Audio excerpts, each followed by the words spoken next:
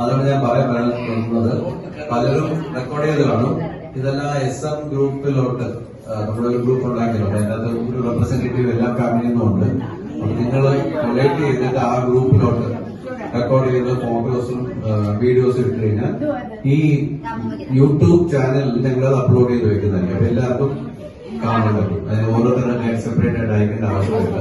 ഈ യൂട്യൂബ് ചാനലിൽ പോയി കഴിഞ്ഞാൽ ഈ വീഡിയോസും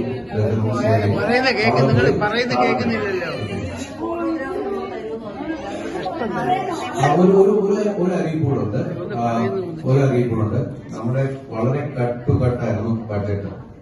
ഇപ്പം നമ്മൾ നോക്കുകയാണെങ്കിൽ വെൽക്കം ഡ്രിങ്ക്സ് ഉണ്ടായിരുന്നു, ഫുഡ് ഇത്രയും സ്പ്രെഡ് ഉണ്ടായിരുന്നു, വൈകുന്നേരം ചായ പഴംപൊരി ഇതെല്ലാം ഉണ്ടായിരുന്നു. സോ ഇത് ഫുഡ് പ്ലസ് മാനേജറിന്റെ കോസ്റ്റ്, പിന്നെ ഫോട്ടോഗ്രാഫറിന്റെ കോസ്റ്റ് ഇതെല്ലാം കഴിഞ്ഞ് ചിലപ്പോൾ ഒരു ചെറിയൊരു 150 to 200 rupees ചിലപ്പോൾ കൂടെ വന്നേക്കും.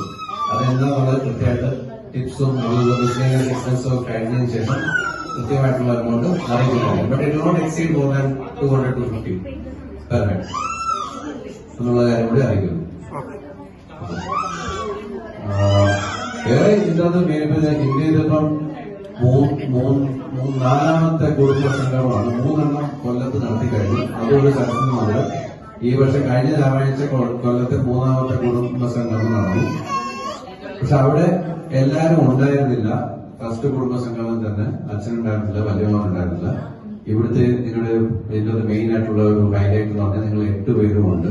അതാണ് നിങ്ങൾക്ക് മെയിനായിട്ടും പറയേണ്ട ഒരു പ്രത്യേക ഒരു കാരണം. എല്ലാവരുമായിട്ട് ഇത് റിമൈനിങ് ഉള്ളവരുമായിട്ട് 2-3 ഫോട്ടോസ് കൂടെ എടുത്തിട്ട് പോകാൻ പറ്റുമെങ്കിൽ അതുപോലെ നന്നിട്ട് ഫോട്ടോസ് എടുത്തിട്ട് പോകാൻ പറ്റും. ഫുൾ കുടുംബമായിട്ട് വന്നത് വത്സല കുഞ്ഞമ്മയുടെ ഫുൾ കുടുംബം ഉണ്ടായിരുന്നു.